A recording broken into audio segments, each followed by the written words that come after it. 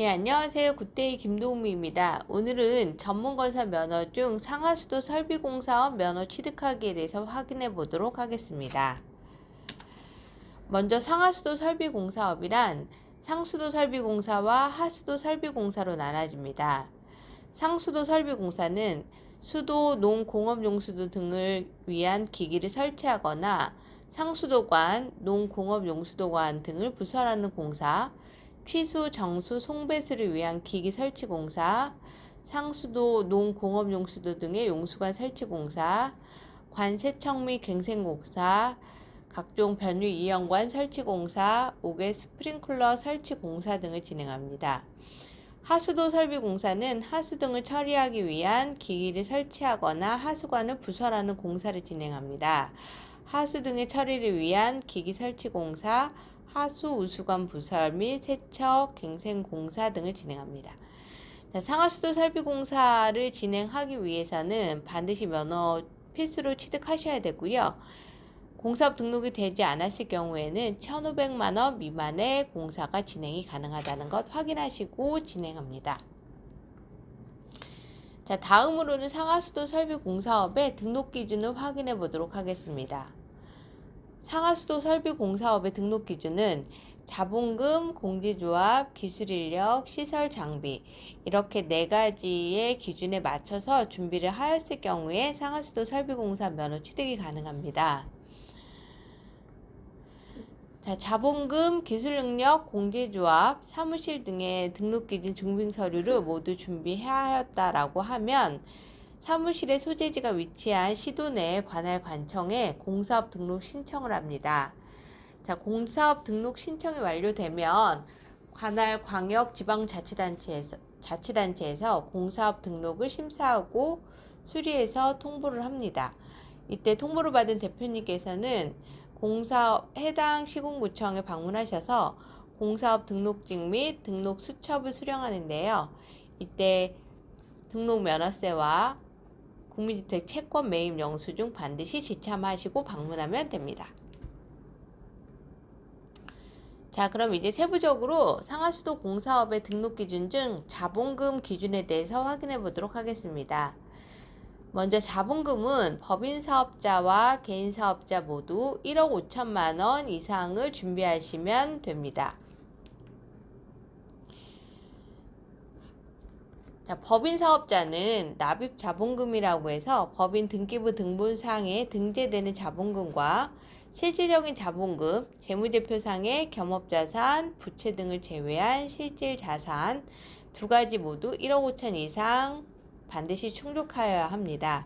개인 사업자의 경우는 실질적인 자본금만 충족하면 가능합니다. 자본금 준비가 되었다라고 하면 재무제표상의 겸업자산, 부채 등을 제외한 건설업만을 위한 실질적인 자본금을 판단하는 과정이 필요합니다. 이때 신규 법인은 20일 이상, 기존 법인은 30일 이상을 금융기관에 예치하고 평균 잔액을 유지한 후에 기업 진단 보고서를 발급받아야 하는데요. 회계사나 세무사, 경영지도사를 통해서 기업 진단을 받고 적격 판정을 받은 기업 진단 보고서는 서류 제출 시에 첨부하였을 때 자본금 등록 기준을 준비하였다라고 인정받으실 수 있습니다. 자, 다음으로는 상하수도 설비 공사업의 공제조합 등록 기준을 확인해 보도록 하겠습니다. 개인 사업자나 법인 사업자 모두 자본금이 동일하기 때문에 출자금은 동일하게 예치하시면 된다라고 생각하면 됩니다. 네, 공제조합은 건설업에서 발생하는 각종 하자나 채무, 계약 이행 등에 대한 보증을 해주는 역할을 합니다. 기존의 사업자나 법인 사업자, 개인 사업자 모두 공제조합에서 진행하는 신용평가를 미리 받고 신용평가 등급에 맞춰서 공제조합 출자금을 예치하시면 되고, 신규 사업자의 경우는 54자에 해당하는 약 5천만 원을 출자금으로 예치를 하고 보증가능금의 확인서를 발급받아서 첨부해 주시면 됩니다.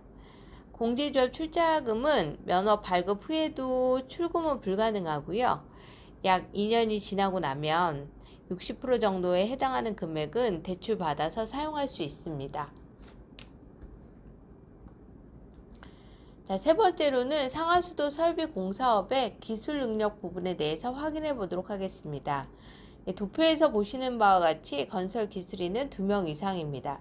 제출 서류는 4대 보험 가입자 명부, 자격증 사본 첨부해 주시고요.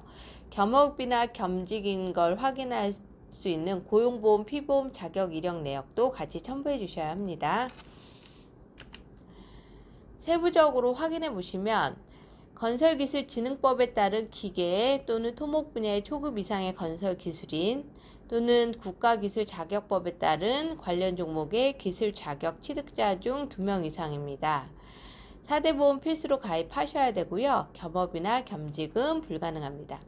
그리고 1인 1자격만 인정 가능하므로 혹시 간혹 대표님께서 자격증 2개 소지하고 계시면 직원 채용 안 하셔도 되는지 문의하시는 분들이 있는데요. 1인 1자격만 인정 가능합니다.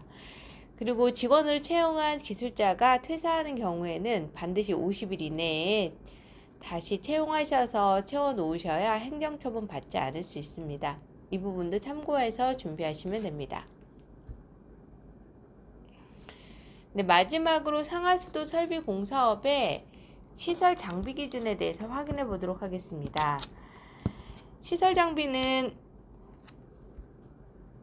장비에 대한 기준이 없기 때문에 준비하지 않으셔도 되고요. 다만 사무실은 준비하셔야 됩니다.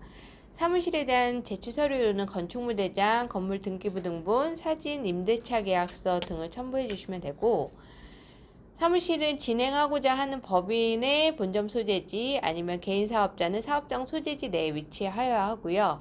건축법상 근린생활시설이나 오피스가 적합합니다. 주거용이나 농업용은 사용 불가능하고요. 간혹 타 업체와 공동으로 사용하는 경우에는 별도로 출입문이 2개 나눠져 있고 벽체로 완벽하게 분리되어 있으면 인정받을 수 있습니다. 이 부분은 저희 쪽으로 연락을 주셔도 되고 아니면 진행하고자 하는 해당 시군구청의 담당 주무관과 통화하셔서 진행하셔도 가능합니다. 네, 여기까지 해서 상하수도 설비공사업에 대해서 전반적인 부분을 말씀을 드렸고요. 진행하시다 보면 좀 더 궁금하신 부분 언제나 있을 거예요. 아래 연락처 하단에 있는 연락처로 연락 주시면 전문 컨설턴트를 통해서 상담이 가능하니까 편하실 때 아무 때나 연락 주셔도 가능합니다. 네, 감사합니다. 오늘 하루도 좋은 하루 보내세요. 감사합니다.